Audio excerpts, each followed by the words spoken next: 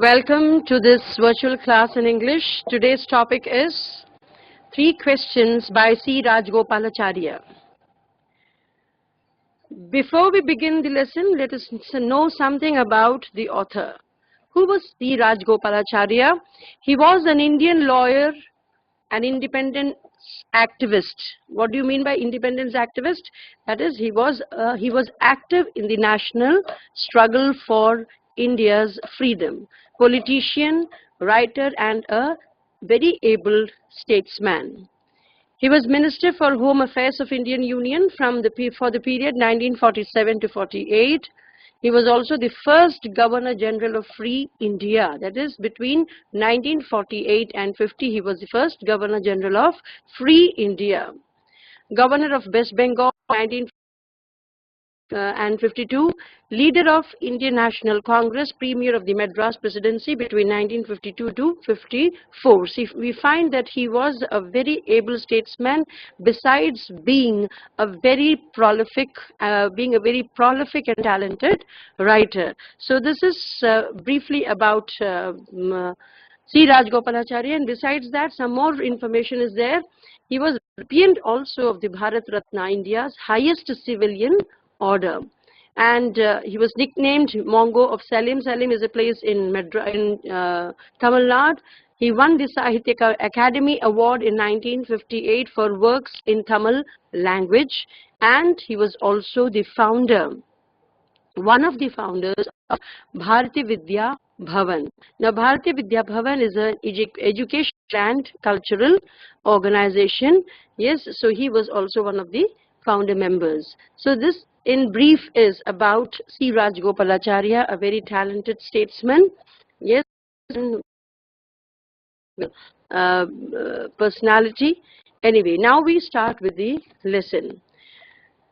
About the lesson, these 3 questions is basically an adaptation. What is an adaptation? Basically a modification, right? So it is an episode from Mahabharata which has been modified into a chapter, into a lesson.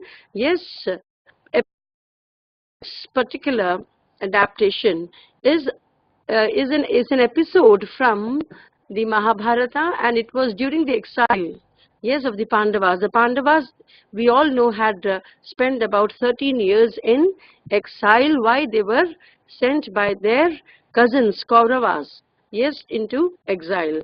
So Kunti, after losing the game of dice, they were sent to exile. So this particular chapter, it is based on an episode, yes, from the Mahabharata and during the exile, yes, which the Pandavas, they had spent. Kunti was the mother of Yudhishthira, Bhima, and Arjuna, right? And Pandu is the father of Pandavas, and he had 2 wives, Kunti and Madri.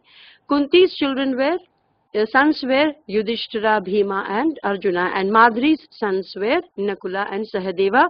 This is just a brief introduction so that we can understand the lesson better.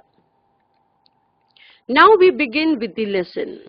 Yes, Yudhishthira noticed with sorrow that all of them had lost their cheerfulness and courage. Remember that this is an episode which has been taken from the Mahabharata during the exile span of 13 years which the Pandavas had spent. Right? So during the exile, one day, suddenly Yudhishthira observes that his brothers, yes, they have become cheerful. They have lost their cheerfulness and courage. What is lost their cheerfulness means? They looked very, very tired, and they didn't have any kind of zeal or enthusiasm, and they lacked courage. What is courage? The ability to face adversities, the abilities to face challenges and difficulties. So suddenly, remember, Pandavas were great archers, and they were great heroes, right? And suddenly when they become cheerless and they feel courage, I mean they lack courage, so obviously it is a matter of concern. So Yudhishthira also, he observed this change in his brothers. He thought they would be more cheerful with something to do. So he thought perhaps Yes, if they are given some work, they will be more active, more agile. He was tormented with thirst. What is tormented? He suffered from thirst. Yes, tormenting means to have some kind of anguish, some kind of difficulty. Yes, with thirst. And so he said to Nakula, brother, climb that tree and see whether there is a pool or river nearby. So Yudhishthira asks Nakul to climb a tree. Why to climb a tree? He asked his brother to climb a tree so that he could fetch a pool. You know what a pool is? It is a water body. So that they were all, because they were all very cheerless and they were, without enthusiasm, they looked very dull. So Yudhishthira wanted to give them a piece of work to make them to regain their active demeanor, to make them more active. So he decided to ask Nakula to climb a tree and to spot a water body. Nakula climbed the tree, looked ahead at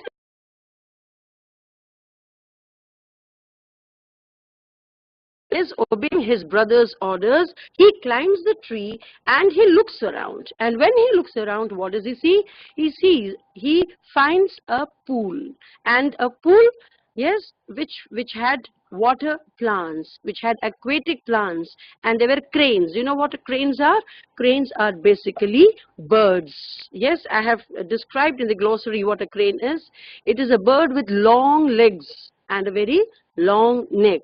So generally sighted near water on fish. So Nakula finally he spots a pool and he promptly reports to his brother that he has seen a pool which has water, which has plants around it, and also some cranes. There must certainly be water there. Yudhishthira sent him to fetch some water to drink. Fetch means to search, to bring back.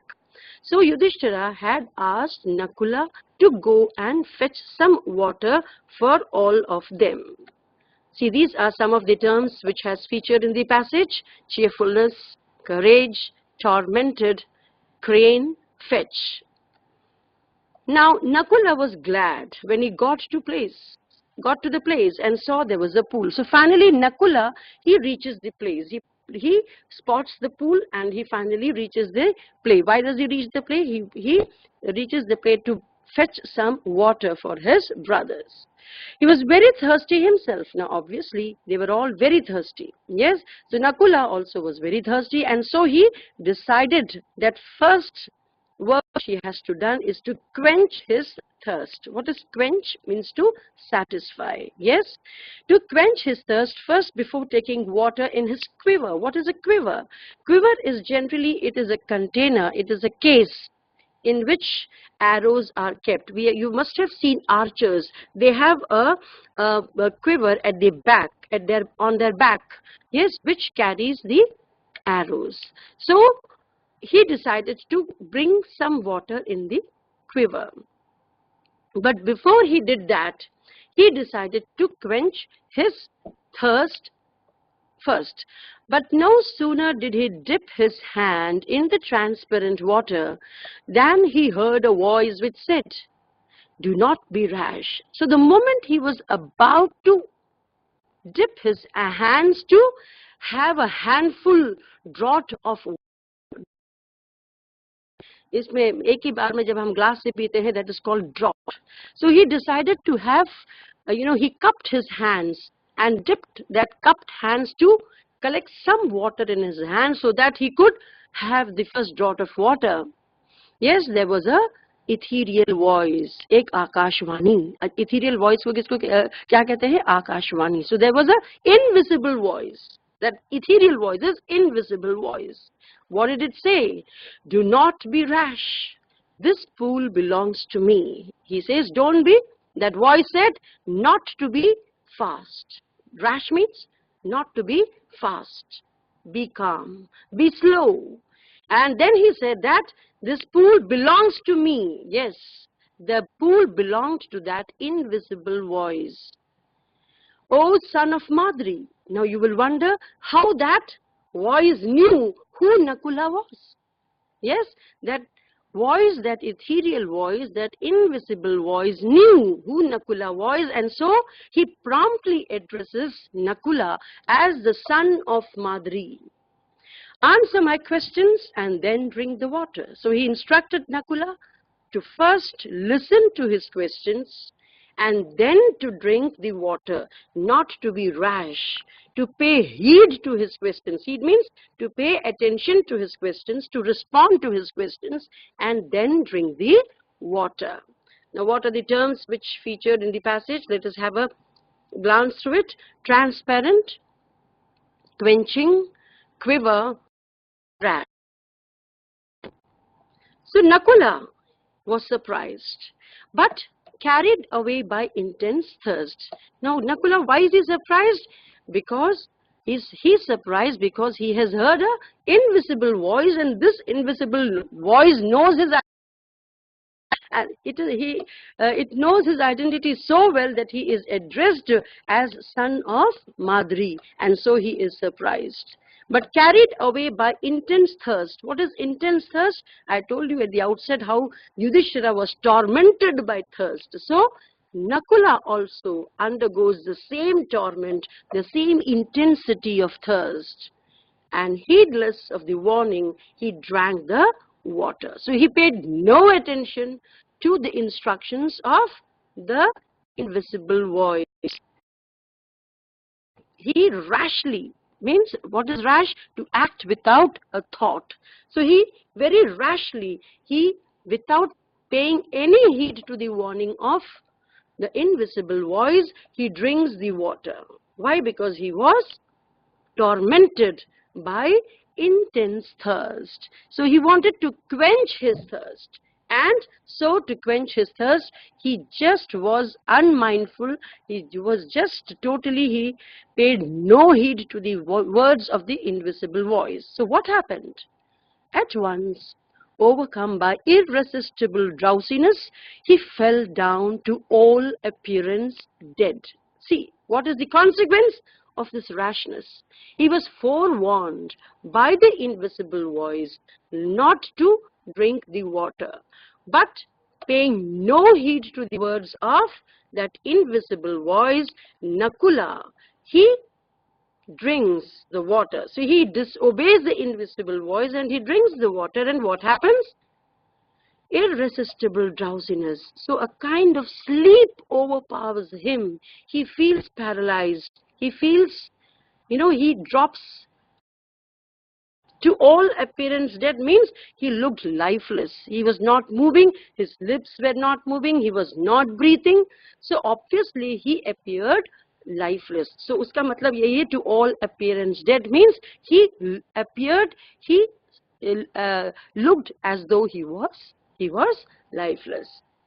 Surprised that Nakula had not returned up, Yudhishthir had sent Nakula to fetch water. So obviously Yudhishthir is waiting for Nakula. And when he saw that, he was surprised why Nakula had not returned. So to inquire about Nakula, Yudhishthira now sends whom? Yudhishthira sends Sahadeva to see what the matter was. So Sahadeva, he goes to the very place to fetch water also and to bring back Nakula. So when Sahadeva, he reaches that spot, what did he see? When Sahadeva reached the pool and saw his brother lying on the ground, he wondered whether any harm had come to him. So when Sahadeva sees Nakula lying lifeless, yes, he also feared that perhaps some harm had happened, had come to Nakula.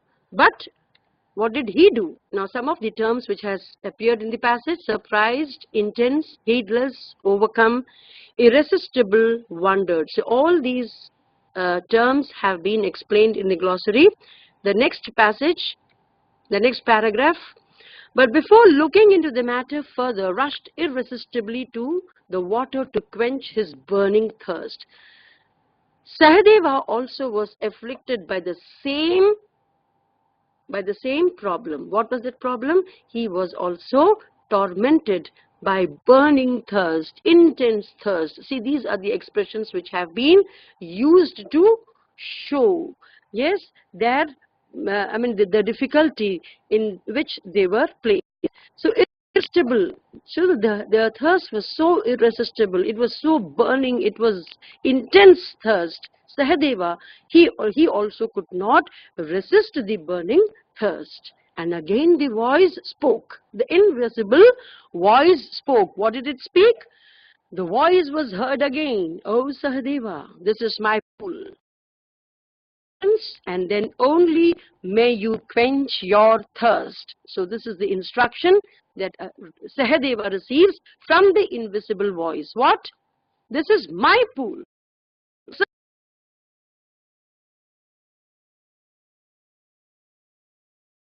Invisible voice. Answer my questions. First answer the question, and then only may you quench your thirst. So this is conditional. They can drink water only when they have answered the questions. But unfortunately, what happens? Again, Sahadeva is also overpowered by intense, burning, tormenting thirst. Then Nakula, like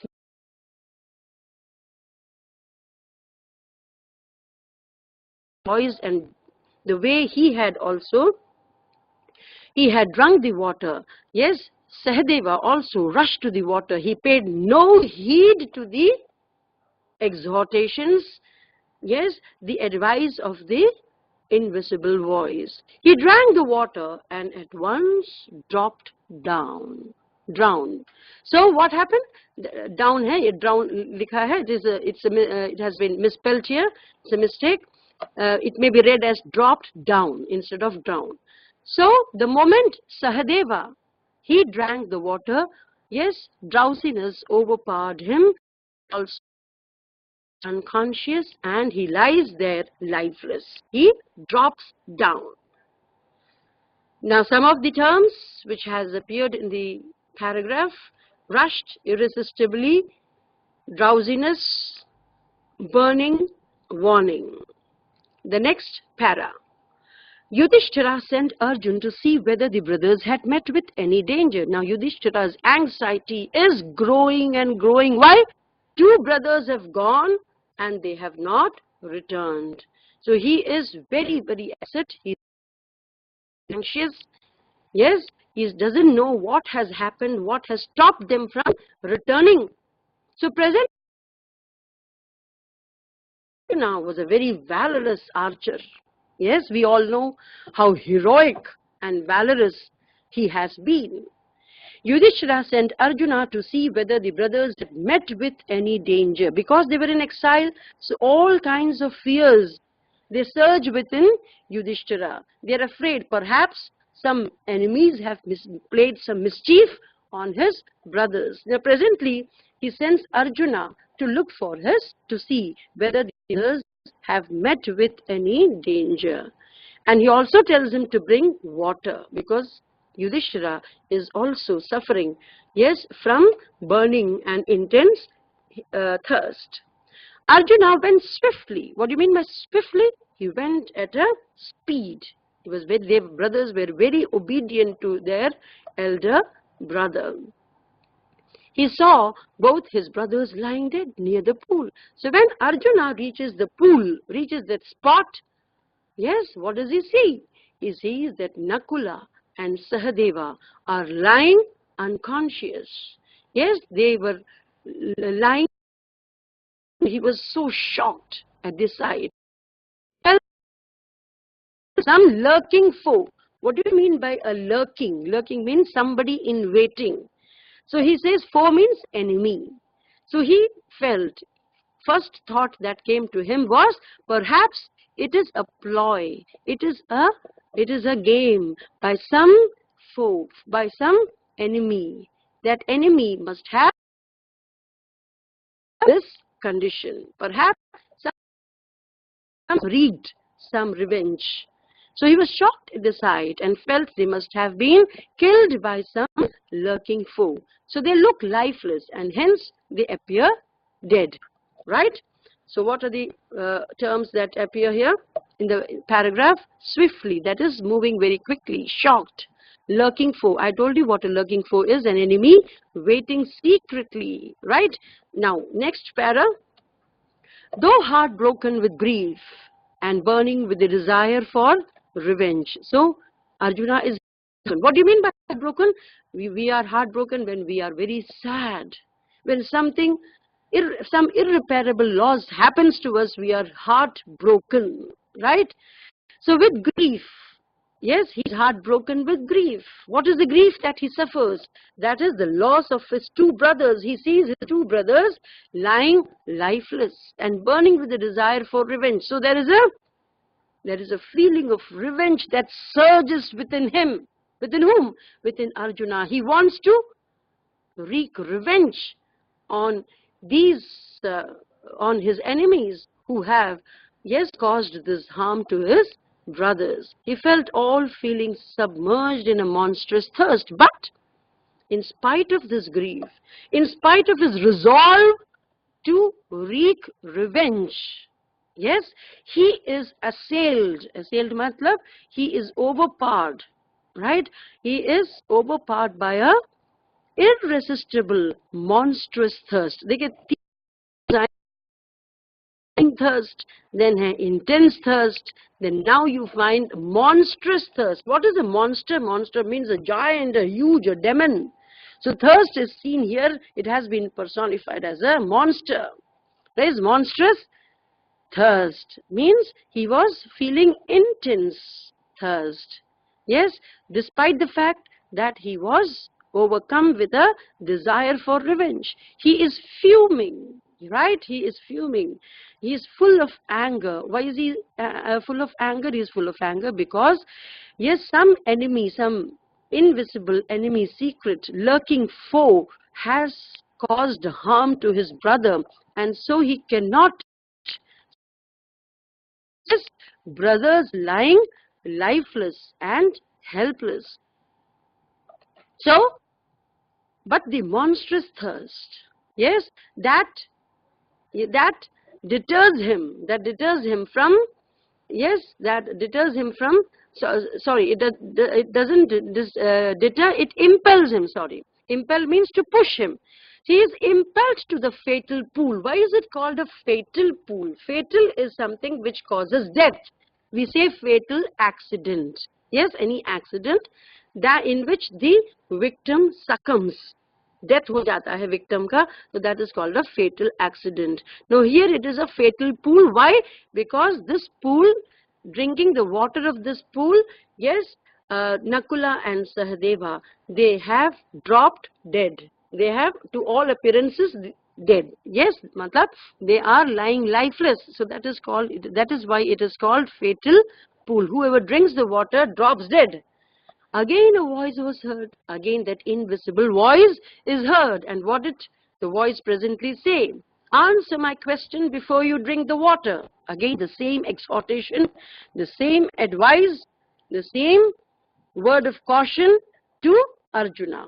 What is he told? He is asked to answer the questions before he drinks water.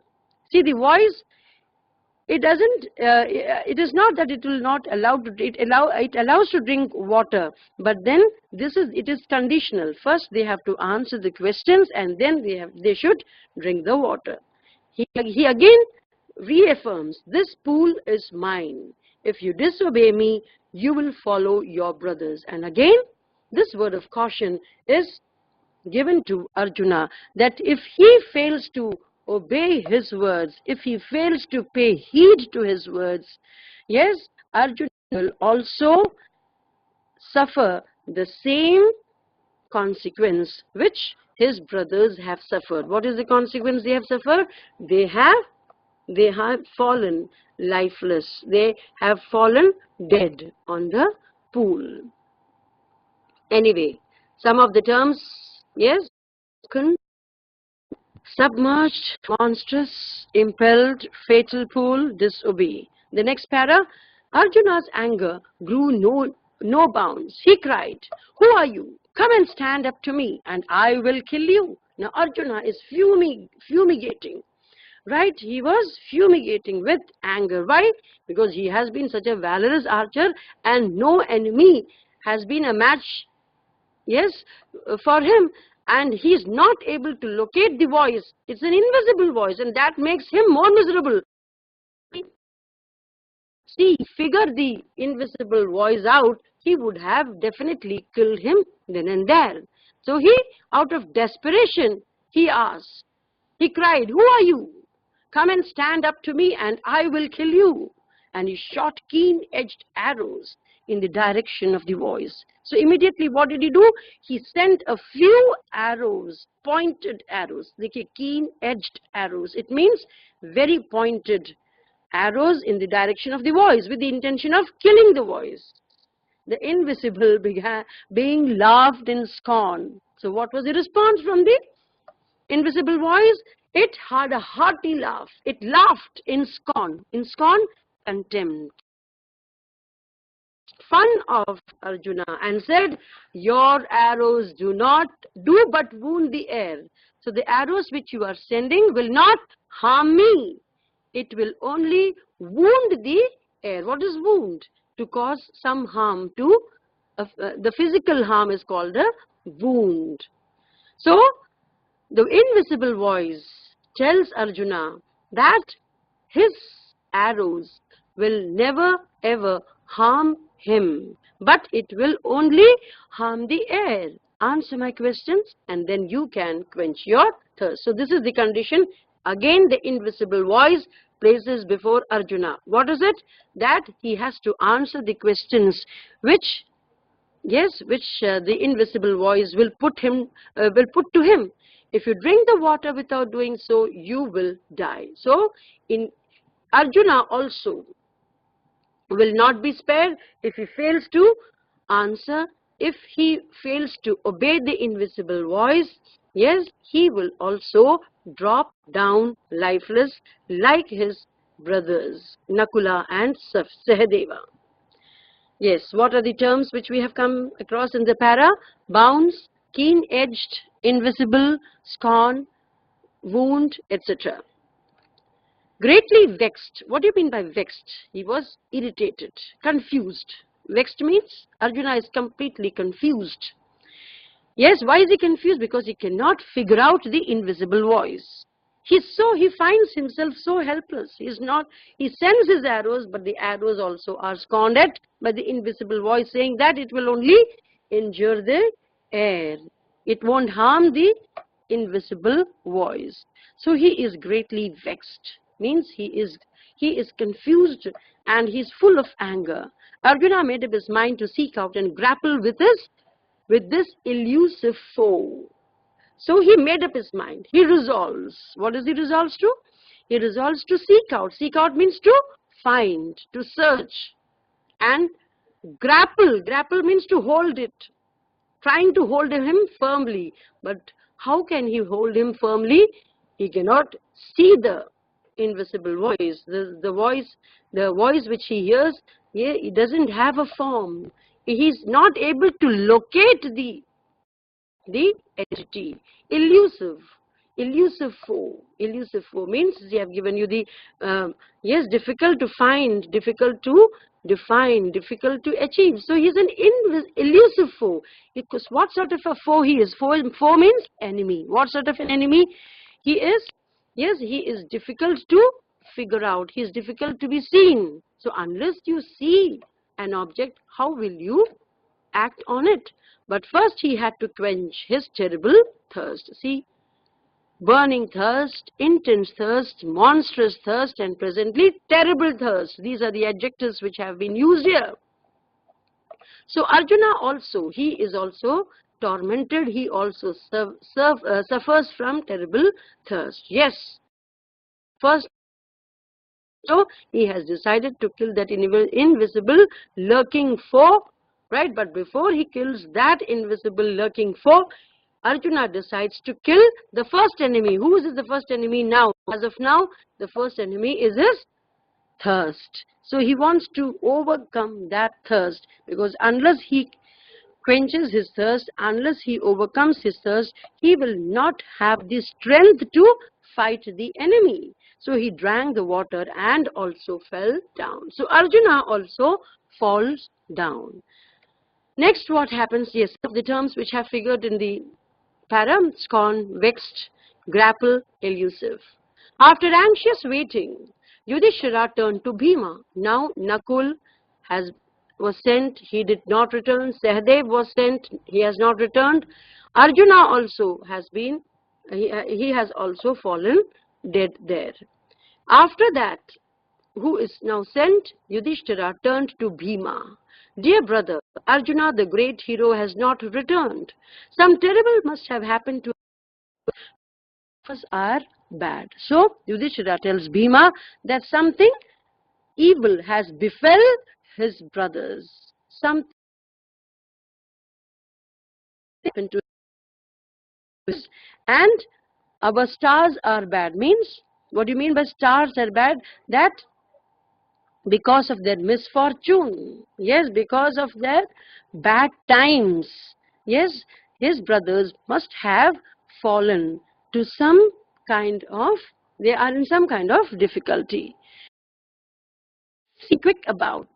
Also bring water, for I die of thirst. So he also repeated, he is also very thirsty, and presently he asked Bhima to come back, bring back all the three brothers, and to also to return with water. Bhima, racked with anxiety. What do you mean by racked with anxiety? See, he had to suffer great mental pain. So Bhima is also very, very upset. Why is he upset? Because his brothers have not returned. So he is racked with anxiety, hurried away without a word. So he also obeys his elder brother Yudhishthira, and promptly, yes, promptly he runs, he leaves the place for that pool. Yes, he is racked with anxiety. Racked with anxiety means Bhima is also suffering from mental agony. What is the agony that he is suffering from? The loss of his brother. The brothers have not returned. His grief and anger can be imagined when he saw his three brothers lying there dead. So he reaches the pool, and what does he find? That all the three brothers are lying lifeless. Yes, he was full of anger. He was also full of grief. Yes, he was grief-stricken. He was angry. Certainly the work of the yakshas. Bhima, immediately he could make out that yakshas, yes, they are perhaps because of this occurrence. I will hunt them down and kill them. He also resolves that he will wreak vengeance on the yakshas. He will hunt them, he will search them, he will hunt them, and he will also strike. So some of the terms: anxious, returned, terrible, racked, anxiety. But oh, I am so thirsty, I shall first drink water, the better to fight them. And then he descended into the pool. The voice shouted, Bhimsena, beware, you may drink only after answering my questions. So Bhima also, like his brothers, he followed suit, and he was about to drink the water of the pool when the invisible voice again cautioned him. What did they say? Yes, not to drink the water. Yes, to drink the water only after answering the questions. But Bhima, he was so angry. He screamed at them. He said, who are you to dictate to me? Yes, he questioned their authority to check him from drinking water. He questioned the authority of whom? Bhima questions the authority of the invisible voice. Yes, yeah. Then, and as he did so, his great strength seemed to slip from him like a garment. So he also defied. Because of defiance, yes, in defiance, he drinks the water, and then what happens? He also drops dead. These are some of the terms. Alone Yudhishthira wailed, full of anxiety and thirst. Have they been subjected to a curse, or are they wandering in the forest in a vain search for water, or have they fainted and died of thirst? Now Yudhishthira is not able to assess as to what has happened. Are they all roaming around in the forest in search of water, or have they been, have they been under some curse? Yes, some foe has cast some curse on them perhaps. So all kind of fears, they pass the mind of Yudhishthira. So unable to bear these thoughts and driven desperate by an overpowering thirst, he started out to look for his brothers and the pool. So Yudhishthira also sets out to look for his brothers, and of course he was also tormented with intense, burning, terrible, monstrous thirst, right? And so he also reaches the pool. Yudhishthira proceeded in the direction his brothers had taken through tracks infested with wild boars and abounding in spotted deer and huge forest birds. So he took up the route which he took up to reach the pool. That is described in these lines. Yes, the path which he had taken to reach the pool were infested. Infested means full of. Yes, yes, infested. Infested means full of. So he took a path which was full of wild boars and abounding in spotted deer. There were deers, there were birds in this route. And finally, what happens? I won't read because we are running short of time. These are some of the words which have appeared in the para. Presently, he came upon a beautiful green meadow. What is a meadow? Meadow is a green field, girdling a pool of pellucid water. What is pellucid? Extremely clear water.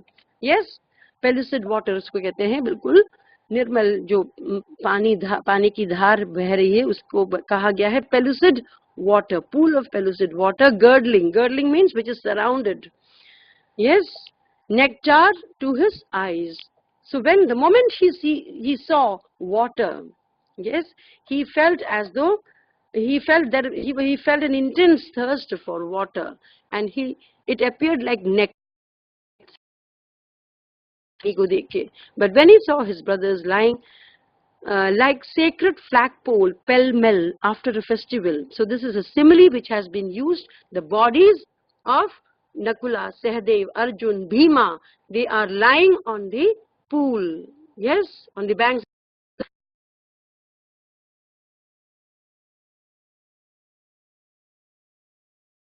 on which flags are hung. So they were all tall, able-bodied, heroes, and they were, when they were lying lifeless, they appeared like flagpoles, pell-mell. After a festival, what happens? We have seen a festival, the poles on which the pandal and the tents are pitched, when they fall and when they lie strewn on the ground, in the same way, the dead bodies, the lifeless bodies of the Pandavas, they were looking like the flagpole pell-mell. Faces of they lay so still and silent there and moaned. Was this to be the end? Yudhishthira is so overwhelmed. He is so overwhelmed with grief, and looking at, yes, the valorous heroes like Arjuna and Bhima lying lifeless, he laments, and then he says, just when our exile is about to end, you have been snatched away. Even the gods have forsaken me in my misfortune. So he curses himself and he says, perhaps gods have punished me. They have snatched, they have taken away his brothers from him. As he looked at their mighty limbs, now so helpless, he sadly wondered who could have been so powerful enough to kill them. So they were such valorous heroes that they had never tasted defeat, right? And now they were lying like lifeless flagpoles pell-mell. Brokenly, he reflected, surely my heart must be made of steel not to break even after seeing Nakula and Sahadeva are dead. For what purpose should I continue to live in this world? So Yudhishthira felt that he didn't want to live after seeing his brothers lying dead. He lost all, the zeal, the urge to live, right? He's so grief-stricken that he doesn't want to live. And finally, then what happens? Then a sense of mystery overcame him. Then a thought He wondered, perhaps it is not an ordinary occurrence. It's not an ordinary occurrence. How could these valorous heroes, how could they drop dead? Yes, like flagpole pell-mells, the world held no warriors who could overcome his brothers. His brothers were redoubtable heroes. They were great heroes who had never ever suffered defeat of any kind. And presently when he sees his brothers lying lifeless, he is out of his wits. Yes, he loses his calm. Besides, there were no wounds on their bodies which could have let out life, and their faces were faces of men who slept in peace and not of those who died in wrath. And there was no injury on their body. There was no indication of what the cause of their death was. There was no trace, no footprints of an enemy. So there were no indicators which could suggest the cause of the death of his brothers. So there was surely some magic about it. And then what happened? See, these are some of the terms which have featured in the para. Could it be a trick played by Duryodhana? Might he not have poisoned the water? Then Yudhishthira also descended into the pool in his turn, drawn to the water,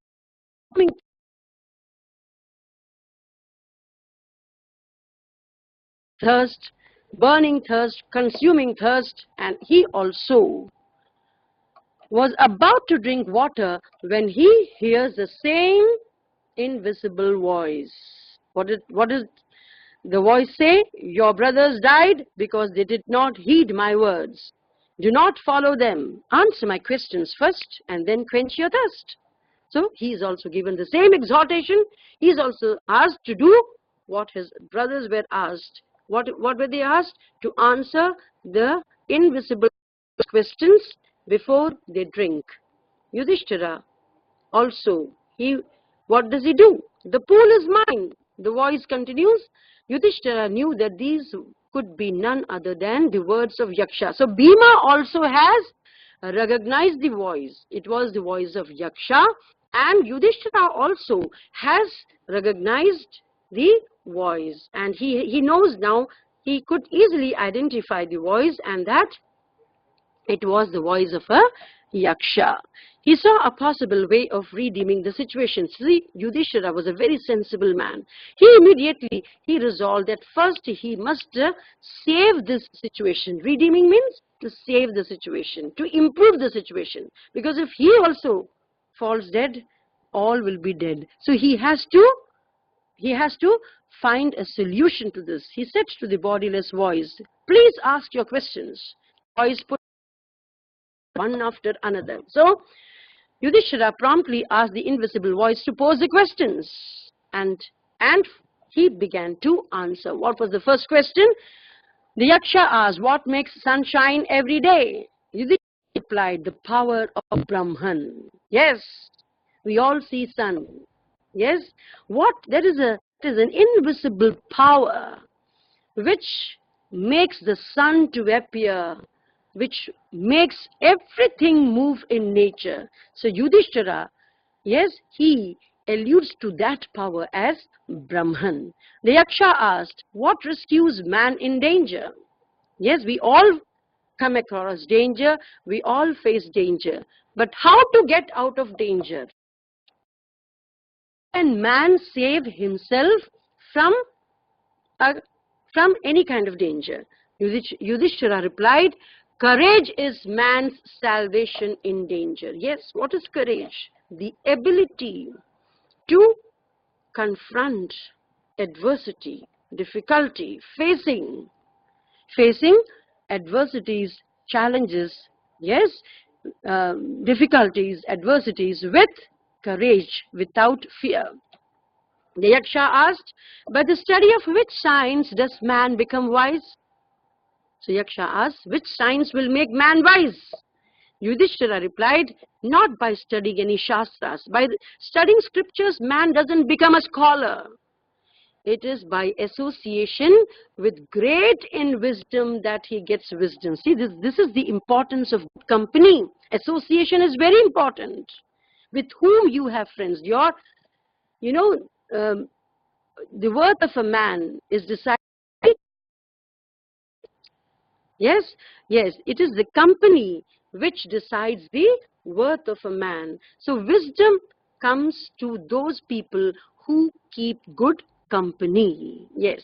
So Shastras, reading scriptures will not make you a scholar.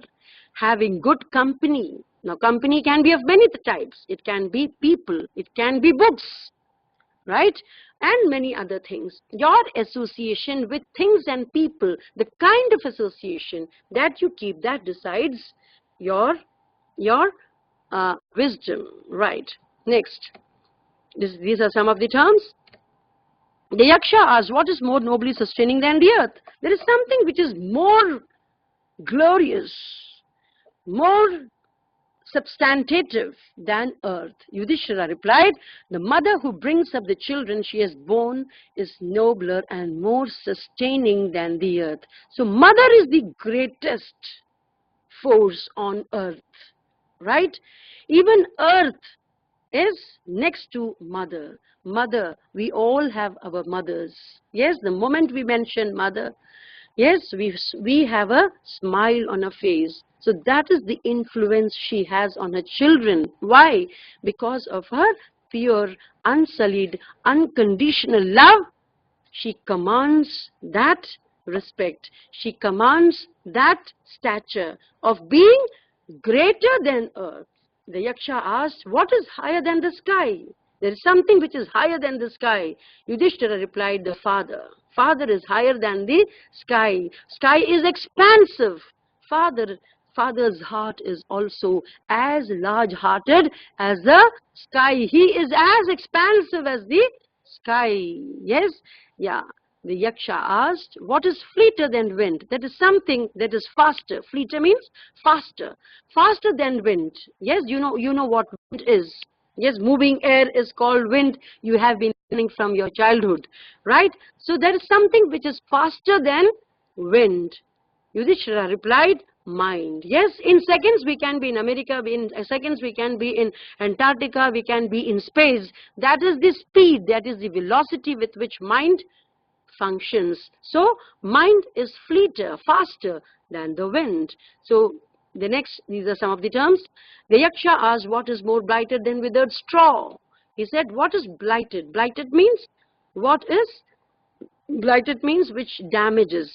Yes, withered straw, मुरझाया हुआ जो straw होता है, उससे भी कोई गए बीता चीज है. वो क्या है? He says a sorrow stricken heart.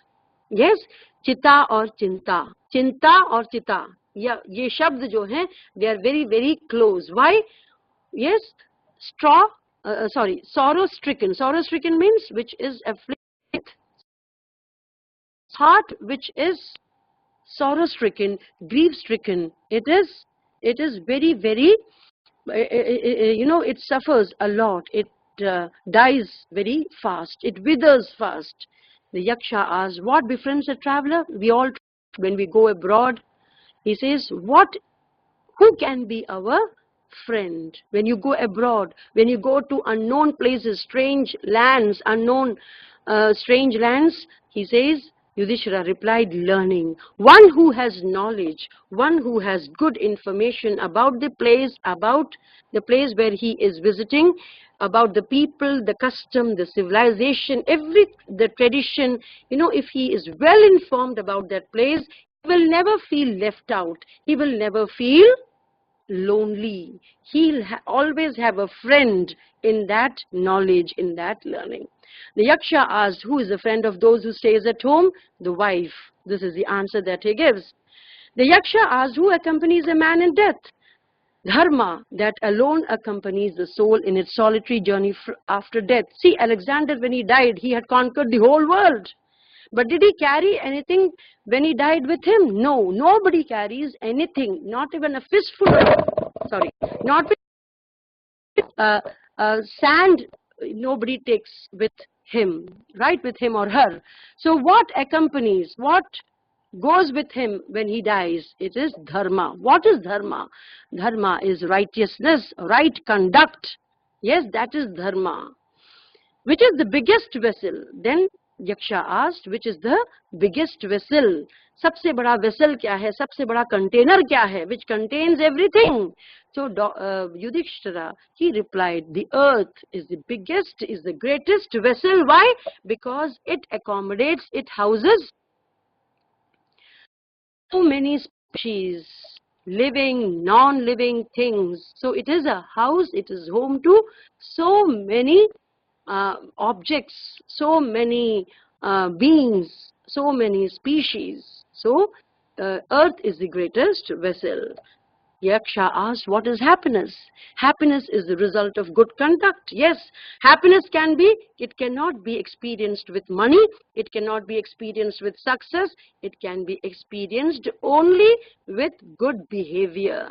When we are good to others, that goodness comes back to us. So when we are wicked towards others, that wickedness, it returns to us. So love begets love, violence begets violence. So he says that happiness is good conduct, right? What is good conduct? Yes, perfect unity between thought, word and deed is good conduct. Yes, empathy with others is good conduct. The Yaksha asks, what is that abandoning which man becomes loved by? When man leaves, he is loved by all. That is pride, ahankar. Ahankar को त्यागने से हम सर्प की नजर में उठते हैं. We are loved by people when we abandon, when we give up pride. Those who are proud, they are never loved. Right? Okay. The Yaksha asks, what is the loss which yields joy and not sorrow? There is one thing, जिसके loss से, है ना, जिसके जाने से, जिसके नुकसान से, है ना, happiness मिलता है. It gives joy.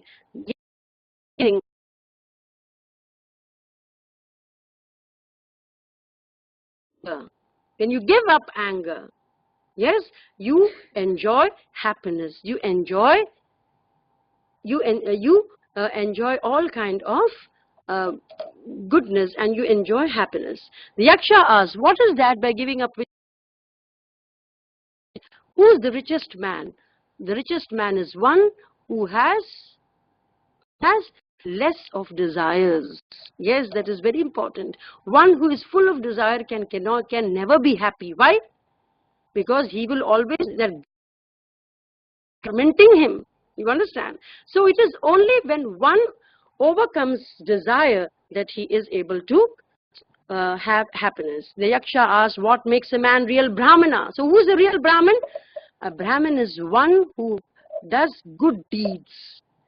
कर्म ब्राह्मण होता है, जन्म का ब्राह्मण तो बहुत लोग होते हैं, बट कर्म ब्राह्मण जो है बहुत कम होते हैं. तो Yudhishthira said, a true Brahmin is one who has good conduct. Right? Okay, next. The Yaksha asks, what is the greatest wonder in the world? बहुत एक जो मतलब वंडर जो है, जो चमत्कार है ना, वो क्या है इस विश्व का? So he said, every day men see creatures depart to Yama's abode, and yet those who remain seek to live forever.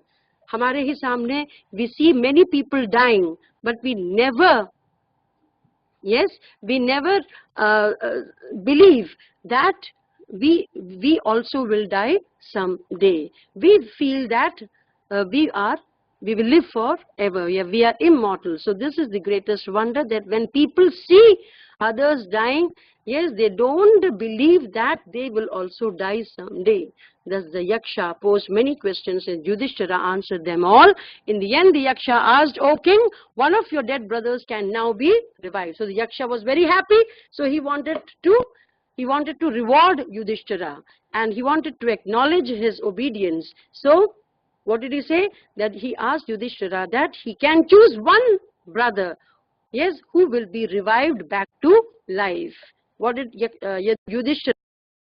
Yudhishthira thought for a moment and then replied, may the cloud-complexioned, lotus-eyed, broad-chested and long-armed Nakula. So this is how he describes Nakula. What are the attributes of Nakula? He was cloud-complexioned. That is, he had the countenance of cloud, lotus-eyed. His eyes were lotus-eyed, and what happened is brought back to life, because Yudhishthira says that Yudhishthira is the son of Kunti, who is alive, and Nakula, being the son of Madri, should now be revived.